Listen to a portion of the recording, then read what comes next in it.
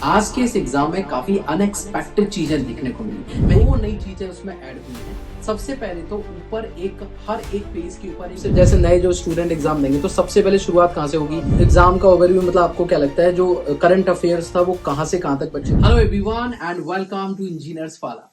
Finally आज 3 दिसंबर 2025 को एसएससी जेई का पहली shift electrical, mechanical and civil के लिए कंप्लीट हो चुकी है।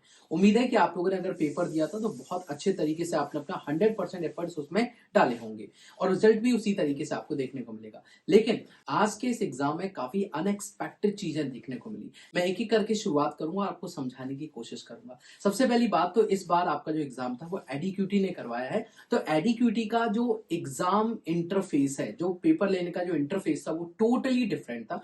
मैं आपको बता देना चाहता हूं दो नई चीजें उसमें ऐड हुई हैं। सबसे पहले तो ऊपर हर एक पेज के ऊपर एक रिव्यू वाला ऑप्शन आया है, लेकिन वो रिव्यू किस चीज के लिए है, एडीक्यूटी कहता है। और ये सारी बातें मेरे को स्टूडेंट नहीं बताई, तो मैं उन्हीं के आधार पर सारी बातें आपको डिलीवर कर रहा हूँ।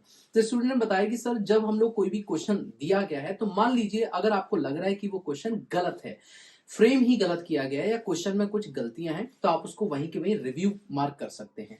दूसरा पॉइंट ये है कि वहां पर एक कैलकुलेटर का ऑप्शन दिया गया, जिसको लेकर के आज पूरे दिन से स्टूडेंट के बीच में काफी चर्चा का विषय रहा। तो उसमें जब आप देखोगे तो कैलकुलेटर, काफी सारे बच्चे बोले कि कैलकुलेटर दिया गया। हालांकि सीबीटी 1 एग्जाम में इससे पहले कभी भी कैलकुलेटर अलाउड था ही नहीं। सीबीटी 2 एग्जाम में कैलकुलेटर अलाउड किया गया था। लेकिन कुछ स्टूडेंट, जैसे लखनऊ में एक सेंटर है, एक मैं स्टूडेंट से अभी आपके सामने लाइव बात भी करूंगा।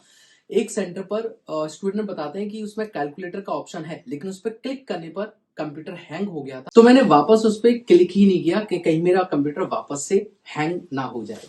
अब मैं आपको और बता देना चाहता हूँ, कुछ स्टूडेंट कह रहे हैं कि जब वो पेपर दे रहे हैं तो उसमें आईएएस कोड, जो सिविल इंजीनियरिंग वाले स्टूडेंट है उसमें आईएएस कोड भी दिया गया है। लेकिन कुछ स्टूडेंट से बात होने पर, देखो एक स्टूडेंट का मेरे पास मैसेज आया, जो मैं कोशिश करूंगा यहाँ पे आपको पिक्चर्स लगाने की भी। कुछ स्टूडेंट ने कहा कि सर आईएएस कोड इस बार गिवन था।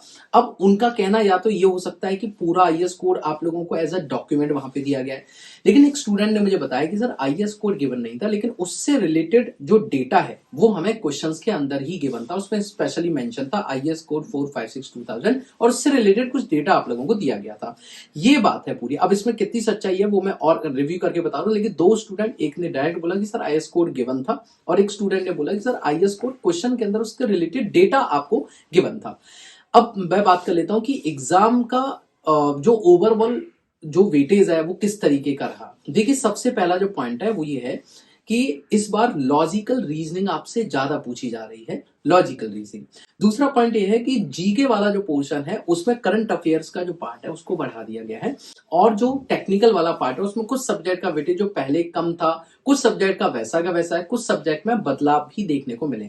अभी तो पहला दिन है, अभी 3 दिन और एग्जाम चलने वाला है, उसमें देखेंगे कि कैसा एग्जाम पॉइंट ऑफ व्यू से हमें चीजें देखने को मिलेंगी। अच्छा, कट ऑफ, काफी सारे बच्चों के मैसेज आएगी सर कट ऑफ पे क्या असर पड़ेगा इस चीज से।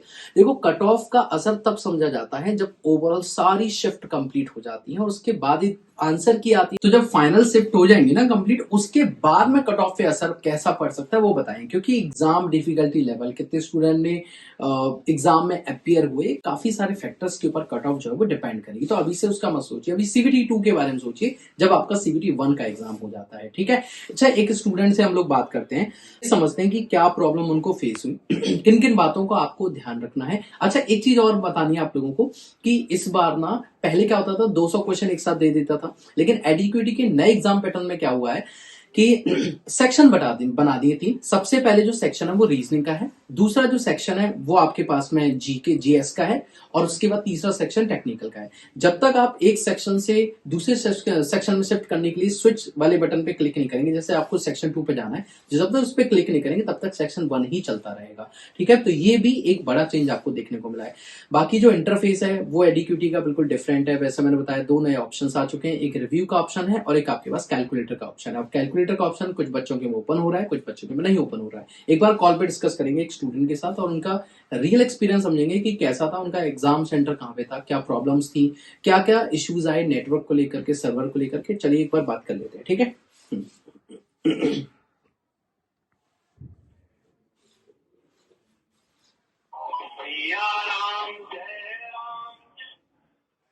हेलो। हाँ नाम बेटा। अच्छा, मुझे 2-3 पॉइंट्स एक बार बताइएगा अपने एग्जाम से रिलेटेड। ठीक है। सर पूछे। एक तो ये बताओ कि एग्जाम सेंटर पे हमें क्या क्या इश्यूज आए थे, हैंग वगैरह में प्रॉब्लम आई या एग्जाम एग्जाम कंडक्शन? सेंटर पे सबसे पहला एक इशू ये आया था, बायोमेट्रिक स्कैन करने के टाइम ही फोटो ब्लर हो रहा है। अच्छा, बायोमेट्रिक के टाइम पे फोटो ब्लर हो रहा है। हाँ, फोटो ब्लर हो रहा है, तो रीटेक करवा सकते हैं मे भी, जैसे मेरा रीटेक हुआ था 2 बार। अच्छा, ठीक है। फोटो ब्लर ही आया है। ठीक है। बाकी और जैसे ये सिस्टम स्टार्टिंग पे ही देख लेगा जो भी जाएगा, सिस्टम अगर सही से वर्क नहीं कर रहा तो वो सही से पहले ही बता देगा। नहीं तो कुछ बच्चों का था, जैसे किसी का 40 मिनट बाद सिस्टम लैग कर रहा है, किसी का 1 घंटे बाद। अब लास्ट में एक लड़के का 1 घंटे 20 मिनट बाद सिस्टम लैग कर रहा है, अब वो 40 मिनट में क्या कर पाएगा। ओके। और दूसरी चीज, जैसा इस बार आपने बताया था कि 3 स्टार्टिंग जब होगी तो सबसे, जैसे नए जो स्टूडेंट एग्जाम देंगे तो सबसे पहले शुरुआत कहाँ से होगी? जैसे आपने मुझे बताया था कि जो एक ओथ लेने का एक कोटेशन वहां पे है। नहीं, सबसे पहले वो विंडो जब फोटो स्कैन होने के बाद आएगा तो आप अपने सिस्टम पे जैसे बैठे उसका एक नीचे लॉगिन का ऑप्शन आएगा, लॉगिन वाले ऑप्शन पे क्लिक करेंगे तो उसमें डीओबी डालेंगे पासवर्ड में, तो लॉगिन होगी, एक ओथ आएगी, उस ओथ को अपने उसमें लिखना पड़ेगा एडमिट कार्ड पे। अच्छा, क्या है उस ओथ के अंदर, रफली एक बार बताइए। टू से स्टार्ट टू फाइंड, मतलब ओथ एक प्रतिज्ञा टाइप है, जैसे मतलब एक एग्जाम के बाद, मतलब ये कि एग्जाम बच पाना और सिस्टम अगर लैग कर रहा तो पहले से ही फाइंड रेस करा करना, कोई शोरगुल नहीं करना है।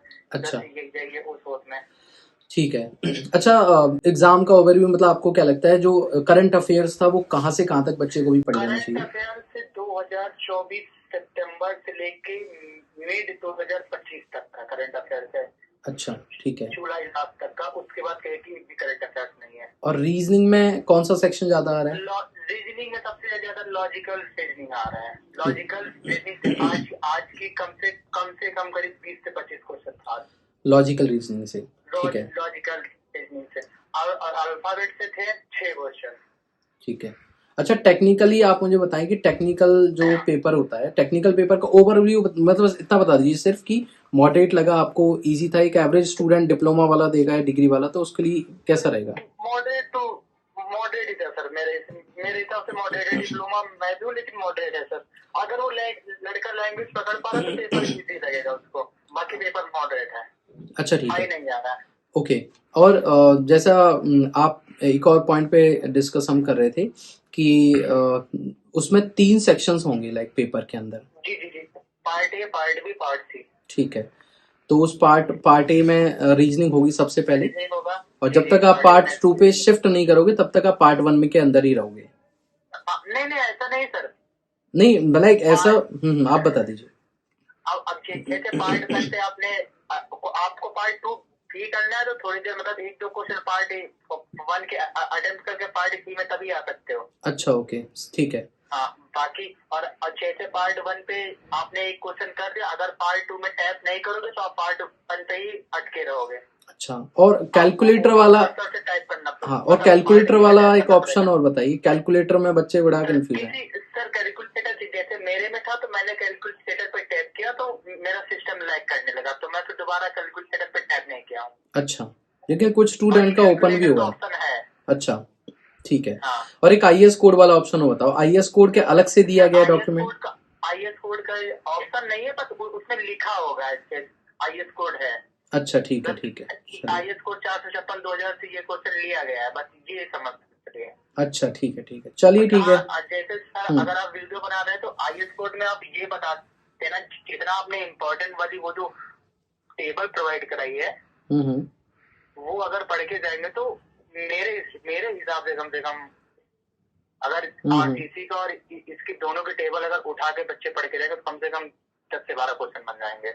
ओके, ओके, ठीक है। और बाकी इन्वायरमेंट का पोर्शन है सर अच्छा खासा। ओके, ओके, चलिए, ठीक है फिर। ओके, थैंक यू बेटा। ठीक है सर, प्रणाम। तो अभी आपने देख लिया होगा कि ओवरव्यू क्या है। अब आप अच्छे से एग्जाम दीजिए टेंशन फ्री होके। जो कल वाले स्टूडेंट हैं उनके लिए ये video, and all the best आगे वाले स्टूडेंट के लिए भी। और अच्छे से करके आइए एग्जाम को, हमारी पूरी टीम आपके साथ में हर तरीके से हर समय। एंड ऑल द बेस्ट, कल अपना बेस्ट एफर्ट्स दे के आइएगा। Thank you so much.